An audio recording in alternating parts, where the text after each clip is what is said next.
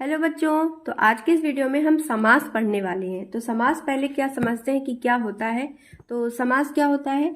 समास का अर्थ होता है संक्षिप्त। ठीक है, समास का क्या अर्थ होता है? संक्षिप्त। जैसे मान लीजिए एक या एक से अधिक पद है, मान लीजिए यहाँ पे एक पद है, यहाँ पे एक पद है, यहाँ पे एक पद है।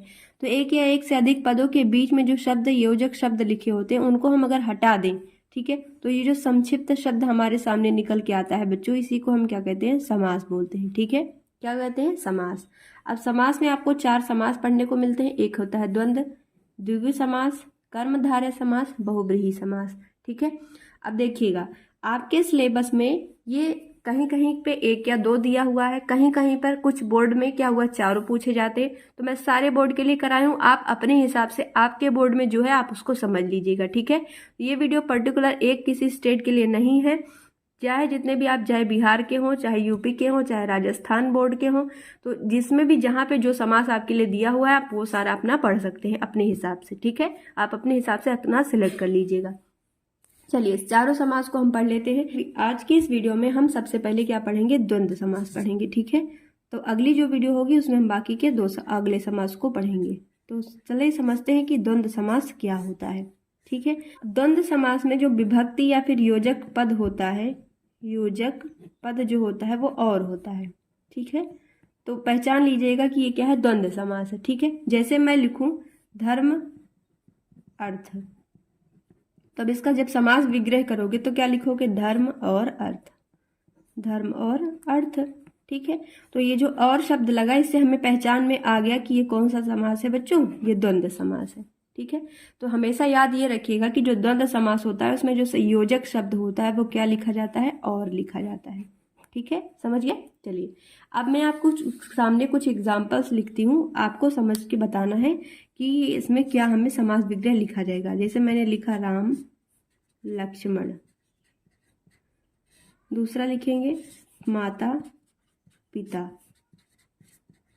तो इसका समास विग्रह आप अपने मन में करते रहिएगा। राजा रानी, तो इस राम, जैसे राम और लक्ष्मण है तो इसको क्या हम, राम लक्ष्मण है तो इसको हम क्या लिखेंगे? राम और लक्ष्मण। समझ में आया? माता और पिता, माता पिता है तो इसको क्या लिखेंगे? माता और पिता।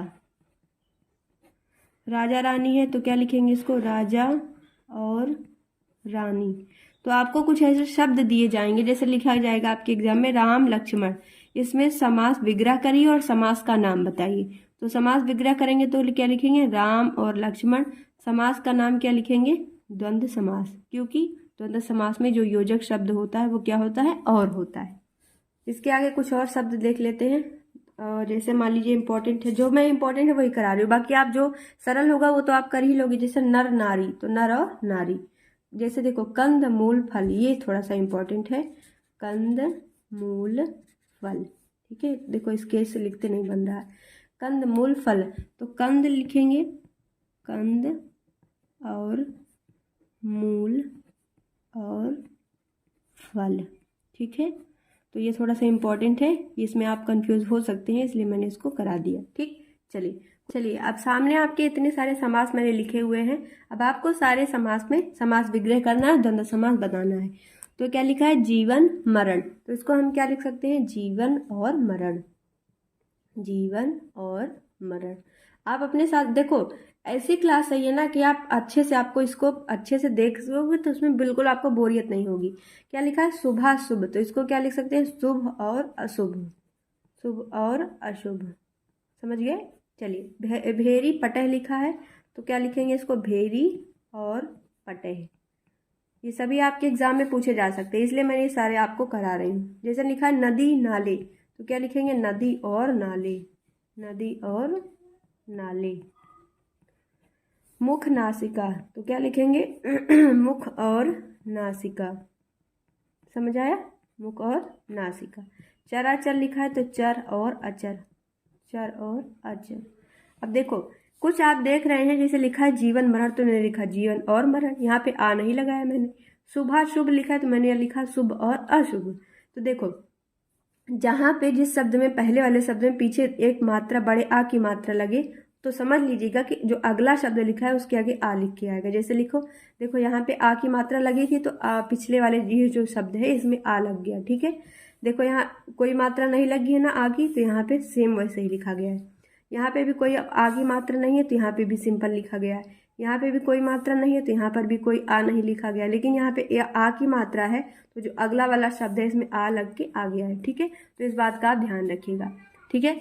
तो इतने सारे इंपॉर्टेंट है, इसके अलावा जो आपसे पूछे जाएंगे वो आप आसानी से कर लोगे, ये पूरा उम्मीद रखिएगा अपने आप से। खुद पे थोड़ा सा कॉन्फिडेंस रखो यार। और इसके अलावा जितने भी आपको कन्फ्यूज़न हो सकती है वो सारे इंपॉर्टेंट है, मैंने आपको करा दिया है। मुझे उम्मीद है कि सारे आपको समझ में आए होंगे। वीडियो पसंद आएगा तो शेयर करिएगा। Thank you.